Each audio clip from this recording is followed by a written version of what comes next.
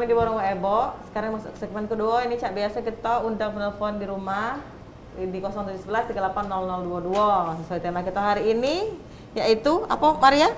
Nah, gerakan kembali sehat bersekolah. Ay, lamun dan nyambernya Maria. Aku aja bersister dulu, Ebo. Kau dari tadi perasaan aku menerke rambut tak sudah. Lah masalah itulah perasaan bentuknya. Untuk ini Ibu trainer ya, trainer sebagai trainer Ibu Mustika. Apa dia yang diajar ke guru-guru yang. Tapi ini sebelumnya Ibu tuh di training dulu ya. Yo. Enggak kaget menjadi trainer cak itu ya untuk guru-guru. Kami di training dulu oleh tim pusat ya, melalui daring karena berjauhan kan ini seluruh Indonesia. Seluruh Indonesia. Nah, kebetulan di Sumsel ini ada 11 ya? Ya, lebih kurang 11 yang lolos seleksi untuk jadi trainer. Nah, bergabung dengan seluruh Indonesia, trainer yang lain. Nah, ketika sudah selesai di launching, kami harus rekrut peserta. Iya, pesertanya tuh ya guru-guru. Ya, guru-guru. Boleh guru tempat kami ngajar dewe atau di lingkungan yang lain, di luar kabupaten juga boleh. Di luar Palembang juga boleh. Jadi apa yang kami ajarkan tuh menyiapkan guru ini biar menanamkan adaptasi baru kepada siswa itu secara baik, meyakinkan kepada orang tua bahwa sekarang sudah sehat untuk bersekolah. Jangan takut lagi nyekolah ke anak, jangan berlama-lama daring, biar generasi kita ini tidak ada ketimpangan dalam pembelajaran. Kan selama ini budak yang memang fasilitasnya bagus, kadang dia searching apapun luas di Google. Anak yang kemampuannya ekonominya kurang, ketinggalan. Terus lagi dia mulai susah untuk beradaptasi dengan keadaan. Nah, keadaan dia. Jadi ketika di sekolah itu, cak mana guru itu mengarahkan anak-anak itu untuk dia bisa menghargai kawan. Ulah lama udah bertemu kawan, udah berubah bentuk kawan tadi ya, yang slim jadi mak mano yang biasanya berubah. Nah, jadi dia mulai lagi beradaptasi, makanya ada sehat sosial tadi. Nah, jadi ketika materi ke guru-guru tadi dilatih, mulai dari dia mempercantik kelas, jadi diistilahkan display kelas. Apa yang dicantikkan karya-karya anak. Jadi anak itu diajak bergembira menuangkan apapun yang kreativitas mereka, yang baca nulis pantun, puisi, nak gambar, mewarnai, ya, yang dia bisa doodle art, bisa diapresiasi galau, itu pajang di kelas. Suasana tuh jadi meriah karya mereka. Jangan langsung materi sekolah dari sekolah. Lalu mereka juga ada diajarkan tes ya. Nah, tes kognitif dan non kognitif. Jadi mereka tuh disediakan beberapa emoji. Suruh pilih yang mana yang mencerminkan perasaan mereka selama hampir 2 tahun belajar daring. Ya. Macam-macam jawabannya. Iya, macam-macam, beberapa pilihan. Jadi anak tuh ada diagnostik ya perasaan mereka. Lalu mereka disuruh menuliskan selama hampir 2 tahun daring itu apa kebiasaan yang paling dominan di rumah. Ya, apa yang paling disukai, apa yang paling tidak disukai. Nah, kaget dari jawaban anak itu agak dirinci. Ternyata rata-rata budak ini memang dominannya waktunya untuk gadget. Nah, agak itu mengapa? Akhirnya mempengaruhi tingkat emosi anak.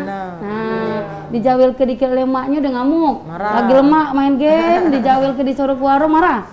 Nah, itu kan merubah tingkat emosi anak. Iya betul. Jadi guru-guru tadi dilatih juga untuk itu, cak mana menanamkan pembiasaan baru ke anak. Adaptasi dulu namanya peralihan ya Bu ya. Peralihan, terus lagi biar suasananya gembira. Tadi kan dia tuh sehat fisik ya. Yola dia adaptasi baru, PHBS yang selama ini di keluarga di sekolah-sekolah, di madrasah anak lagi. Ya mulai dari dia ngawak minum dewe dari rumah, bekal dewe dari rumah, pakai masker, bawa masker gantian. Pas masuk gerbang itu dia ukur suhu tubuh, cuci tangan, pokoknya yang adaptasi baru itu memang diterapkan. Itu untuk sehat fisik. Nah, diajarkan cak mana guru itu memang mengingatkan prokes ke anak. Lalu sehat mental tadi, selain dia bahagia menuangkan kreativitasnya lewat display menghias kelas, ada juga ice breaking. Jadi guru-guru dilatih juga biar dia mahir ngajak anak itu ada tepuk-tepuk gembira, nyanyian, games. Jadi di sela pembelajaran, anak tuh diajak senang dulu bahwa sekarang saatnya bahagia kembali ke sekolah. Baru ada masuk sekolah lagi Bu yang nyeneng ke budak Bu dengan bersekolah. Pacak pakai sepatu baru. Ya baca dibeli ke ya. Dibeli ke sepatu baru tapi tidak dipakai selama 2 tahun. Sudah kecil ya? Ujung-ujungnya udah muat, yang baru lagi. Iya. Itu support sistemnya. Iya, iya. Salah satu yang buat gembira anak-anak Iya.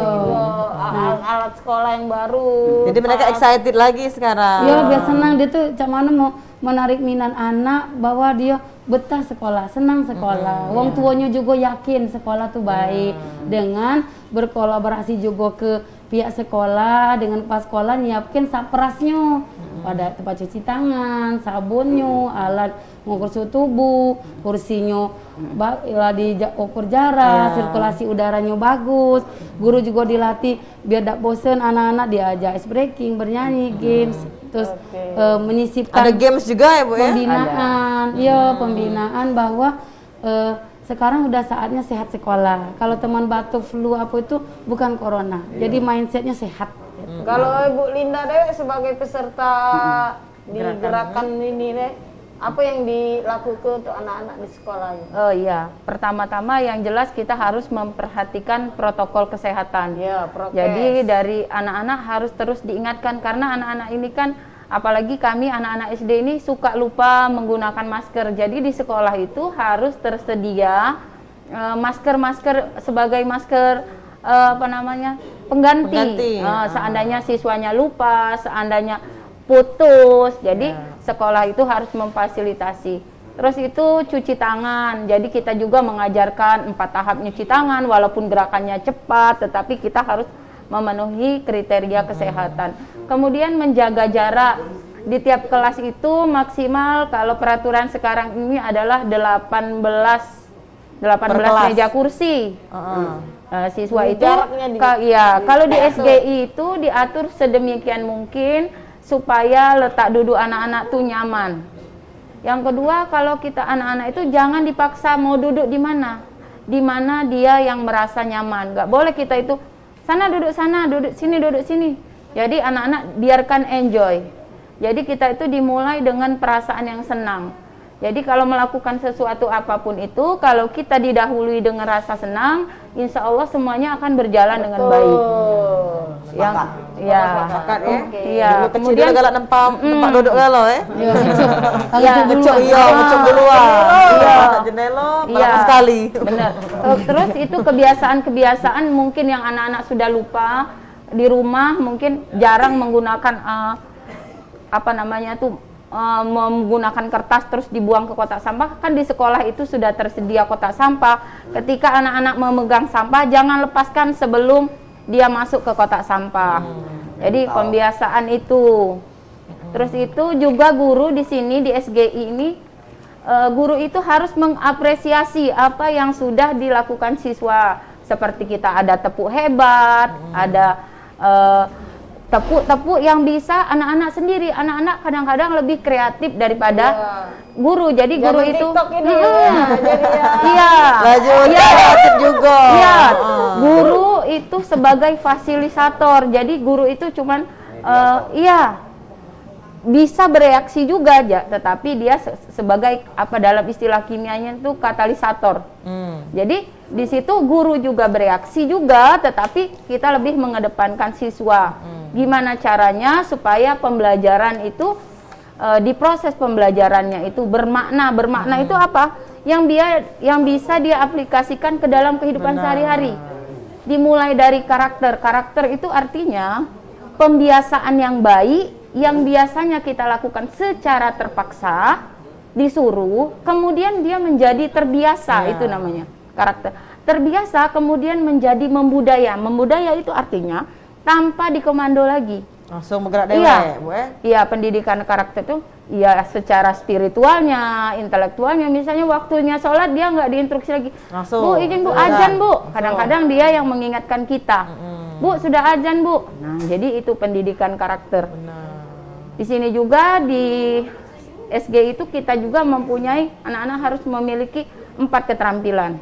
Yang pertama keterampilan spiritual tadi, hubungan dengan Allah, hubungan dengan Tuhan. Kalau yang kedua keterampilan sosial. Keterampilan sosial itu berhubungan dengan gimana caranya dia beradaptasi dengan orang di sekitarnya. Itu sosial. Dengan orang yang lebih tua, orang yang lebih muda. Kemudian Yang ketiga adalah kompetensi intelektual. Jadi kemampuan Kecerdasannya. pengetahuannya. Itu baru yang ketiga. Cara dia Iya, bagaimana dia menyerap pembelajaran. Yang keempat baru keterampilan. Keterampilan ini apa-apa yang sudah anak-anak terampil lakukan menggunakan gerakan tubuh. Bagaimana dia membuat praktikum, bagaimana dia mempersiapkan alat, bagaimana dia membuat laporan, bagaimana misalnya dia akan melakukan percobaan, itu namanya keterampilan. Jadi ada 4 kompetensi yang wajib dimiliki siswa di abad 21. Wajib, Maria? Ya, wajib. Baiklah, Itulah. anak-anak di rumah itu PR kamu. Lemak ya Maria, bintang tamunya ibu guru kalau yang ngomong, kita tidak perlu banyak-banyak lagi. Ujian-jas. Ujian. Ujian soto kaki tak zaman ini. Tapi ini bintang tamu kita hari ini Benar-benar. sangat membuka cakrawala. Kerennya nih istilahnya. Sesuai dengan tuh. hari ini juga bahwa ibu-ibu dan bapak ini adalah pahlawan.